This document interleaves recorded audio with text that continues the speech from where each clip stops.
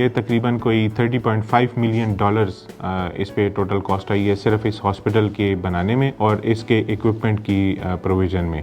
ये total 150 bedded hospital है।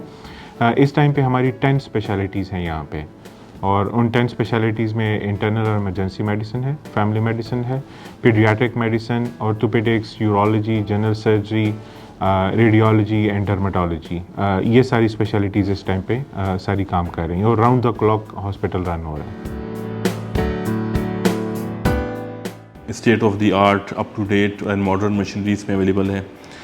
Free of cost हम इलाज भी करते हैं और मेडिसिन भी फराम करते हैं। इसके अलावा हम 3 टाइम्स मील भी अपने पेशेंट्स को देते हैं।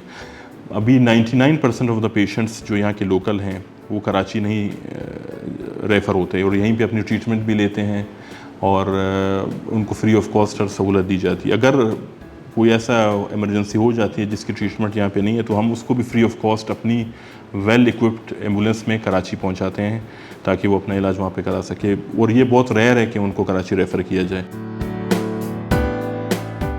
This is a huge blessing not only for this area बल्कि पूरे सराउंडिंग्स के लिए भी। पेशेंट यहाँ पे काफ़ी दूर दूर से आते हैं। पेशेंट फ़्लो डेली के हिसाब से तकरीबन कोई 1200 से 1400 के करीब पेशेंट आते हैं। इमरजेंसी हमारी 24/7 रन होती है। इसमें तकरीबन कोई अराउंड 140 पेशेंट्स आते हैं।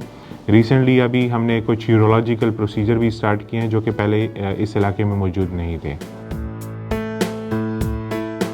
जो हमारा हॉस्पिटल है, जो बहुत बड़ा प्रोजेक्ट है, इसका फ़ेज़ 2 भी सीपेक में हमने डाला हुआ है जिसमें हम इसका नर्सिंग स्कूल बना रहे हैं, मेडिकल कॉलेज बना रहे हैं, स्टूडेंट्स हॉस्टल बना रहे हैं और डॉक्टर्स के लिए इसमें हम मज़ीद रेजिडेंसीज़ भी बना रहे हैं।